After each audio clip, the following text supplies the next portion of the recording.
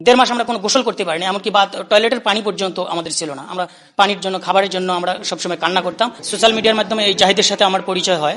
সে বিভিন্নভাবে আমাকে ভিডিও কলেও তার সাথে কথা, এবং বিভিন্ন সুপার শপ এবং বিভিন্ন এই আপেল বাগান, তারপরে আঙ্গুর বাগানের সাথে ভিডিও কলে কথা বলার পর সে বলে আমি ইতালিতে ব্যবসা করি। সেক্ষেত্রে আমি তার সঙ্গে কথা বলতে বলতে অনেকদিন কথা বলি। তারপর আমি উন্নত জীবনের আশায় আমি হয়তো তার প্রতি একটা বিশ্বাস আমার জন্মে, এবং ইতালিতে যাওয়ার জন্য আমি তার প্রস্তাবে রাজি হই। এবং তার সাথে আমার কন্ট্যাক্ট হয় যে 20 লক্ষ টাকা সে দেশে নেবে, 5 লাখ, এবং ইতালিতে পৌঁছার পর প্রথম সপ্তাহে আমার থেকে সে বাকি 15 লাখ টাকা নেবে। এভাবেই তার সাথে কন্ট্যাক্ট হয়, এবং সে দুবাই নিয়ে আমাদেরকে বৈধভাবে আর কি সে প্লেনে করে আমাদেরকে ইতালিতে নেবে। কিন্তু দুবাইতে নেওয়ার পর ওখানে 21 দিন রাখার পর আমাদেরকে আফ্রিকার দেশ নাইজারে নেয়, ইথিওপিয়া ট্রানজিট করে নাইজারে নেয়। নাইজার পর্যন্ত আমাদের বৈধতা ছিল। পরবর্তীতে সেখানে আমাদের বেশ কিছুদিন রাখার পর পর্যায়ক্রমে ধাপে ধাপে আমাদের থেকে টাকা নেয় আর কি। এরপর আমাদেরকে বাই রোডে এবং বিভিন্ন পাহাড় পর্বত পাড়ি দিয়ে আমাদেরকে দিন নাই রাত নাই মরুভূমি পাড়ি দিয়ে আমাদেরকে আলজেরিয়ায় ঢুকায়। আলজেরিয়া আমাদের নাইজার থেকে আসতে 3 দিন 3 রাত লেগে যায় মরুভূমির মধ্যে, সাহারা মরুভূমির মধ্যে। এবং এর মধ্যে খাওয়া দাওয়া ন্যূনতম কোনো রকম বেঁচে থাকার মতোই খাবার দিয়েছে। তারপরে আলজেরিয়ার যখন আমাদেরকে নিয়ে আসে, সেখানে আমাদেরকে 1.5 মাস আমাদেরকে মানে অমানবিকভাবে একটা আন্ডারগ্রাউন্ডের মধ্যে রাখে। সেখানে আমাদের 1.5 মাস আমরা কোনো গোসল করতে পারিনি, এমনকি টয়লেটের পানি পর্যন্ত আমাদের ছিল না। আমরা পানির জন্য, খাবারের জন্য আমরা সবসময় কান্না করতাম। মাঝে মাঝে আফ্রিকান দ্বারা আমাদেরকে কিছু খাবার পাঠিয়ে দিত, তাও দরজা খুলে ওনারা ঢেলে দিয়ে যেত, কুকুরের মতো করে আমরা ঢেলে দিয়ে যেত। ওই খাবার নিয়ে আমরা কাড়াকাড়ি করে খাইতাম। তো এভাবে পরবর্তীতে আলজেরিয়ার বর্ডার ক্রস করে তিউনিসিয়া নেওয়ার সময় আমাদেরকে পুলিশে অ্যারেস্ট করে, ওখানে আইন শৃঙ্খলা বাহিনী। পরবর্তীতে প্রায় 21 দিন আমরা ওখানে জেলে থাকি। জেল থেকে বের হওয়ার পর পুলিশ এবং সবকিছু মিলিয়ে তাদের একটা সবকিছুই তাদের হাতে আর কি, তাদের বিশাল একটা সিন্ডিকেট আর কি। সেখানকার পুলিশের সাথেও তাদের পরিচয় এবং আইন শৃঙ্খলা বাহিনীর সাথেও তাদের একটা পরিচয়। তারপর সেখান থেকে জেল থেকে বের হওয়ার পর আবার তাদের কবজায় আমাদেরকে নেয়, এবং রাতের আধারে আমাদেরকে তিউনিসিয়া বর্ডার ক্রস করে তিউনিসিয়া নিয়ে আমাদেরকে একটা রুমের মধ্যে রাখে, এবং পর্যায়ক্রমে নির্যাতনের মাধ্যমে আমাদেরকে, নির্যাতনের জন্য তারা আলাদা লোক রাখছে, আফ্রিকান কিছু লোক এবং পাকিস্তানি কিছু লোক তারা এখানে ইনভলভ করছে আর কি, তারা অ্যাপয়েন্ট করছে।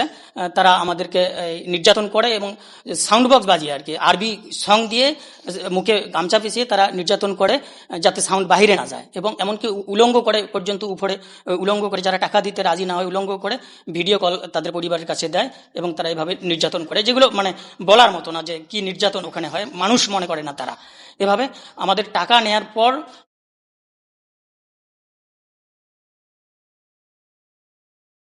প্রায় আমার কাছ থেকে, যেমন আমার পরিবার থেকে এভাবে তারা আরো 30 লাখ টাকা নেয়, এবং তারপরে লিবিয়ায় তারা হস্তান্তর করে। লিবিয়ায় তাদের আরেক বন্ধু অথবা তাদের আরেকটা সিন্ডিকেটের কাছে তারা প্রেরণ করে। ওখানে তারপর আমাদেরকে নির্যাতন করে, ওখানে আমার থেকে 5 লাখ নেয়। মোটামুটি আমার কাছে প্রায় 40 লাখ টাকার মতো নেয়। এভাবে আমার পরিবার এবং আমার শ্বশুরের পরিবার নিঃস্ব হয়ে যায় আর কি। আমার বাচ্চার পড়াশোনা পর্যন্ত বন্ধ হয়ে যায়।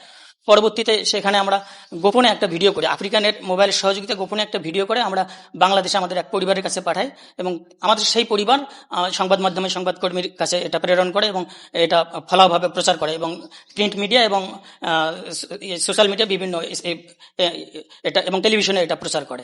পরবর্তীতে আমাদের পরিবার থেকে আবার বাংলাদেশের একজন মেজর জেনারেল ইরফান স্যারের ওখানে তার কাছে সহযোগিতা চায়, এবং ভাগ্যক্রমে যে মেজর জেনারেল ইরফান স্যারের বন্ধু হলেন লিবিয়ার রাষ্ট্রদূত মেজর জেনারেল হাসনাত স্যার। উনি পরবর্তীতে সহযোগিতা করে, বিশেষ করে আমাকে স্পেশালভাবে আমাকে জেল, পুরো লিবিয়ার জেল খোঁজা শুরু করে আমার পরিবার থেকে পাসপোর্ট নিয়ে। পরবর্তীতে আমাকে খুঁজে পায়, ওখানে একটা শক্ত বাহিনী আছে র্যাবের মতোই ওখানে, সেটাকে বলা হয় আলরাডা। পরে আলরাডার কাছে আমি থাকি, এবং সেখান থেকে আমাকে সারে নিয়ে আসে, আমাকে বাংলাদেশে প্রেরণ করে আর কি। আমি জীবন নিয়ে ফিরে আসতে আমি সক্ষম হই। আমরা ছিলাম মোট 29 জন, তার মধ্যে দুইজনকে আমরা হারিয়ে ফেলি। তারপর 27 জন আমরা একসাথে ছিলাম আর কি। তার মধ্যে আমি আসি পরবর্তীতে ফ্রি ভিসায় আর কি, ফ্রি টিকেটে আরও 10-12 জন আসে। এমনকি এই জাহিদ যখন বাংলাদেশে আসে, জাহিদ যে আজকে যে অ্যারেস্ট হয়েছে, যে মূল হোতা, তাকে বিমানবন্দর পুলিশ অ্যারেস্ট করছিল আর কি, কিন্তু সেখানে টাকা দিয়ে সে ছুটে আসে। আর যারা ভুক্তভোগী যারা, তারা 10-12 জন তাকে তার বাড়ি থেকে উঠায় নিয়ে আসছিল, একবার মাইক্রো নিয়ে যায়, উঠায় নিয়ে আসে এবং সেখানে পুলিশের সহযোগিতায়, রানীনগর পুলিশের সহযোগিতায় তার চাচা তাকে আবার ওখান থেকে ছাড়ায় নেয় আর কি। সে তারপর থেকে সে খুব সেফলি চলাফেরা করে এবং বাড়ি থেকে বের হতো না আর কি। আমরা সবসময় তদারকি করতাম, সে বাড়ি থেকে বের হতো না। পরবর্তীতে আমি র্যাবের সহযোগিতা নেই, যখন পুলিশ এবং এসপি আমাকে অপারগতা প্রকাশ করে, বলতে গেলে আমি ডিলে করে, তখন আমি র্যাবের দ্বারস্থ হই এবং তাদের মাধ্যমে 3 দিনের মধ্যে আমি এই আসামি ধরতে পারি আর কি।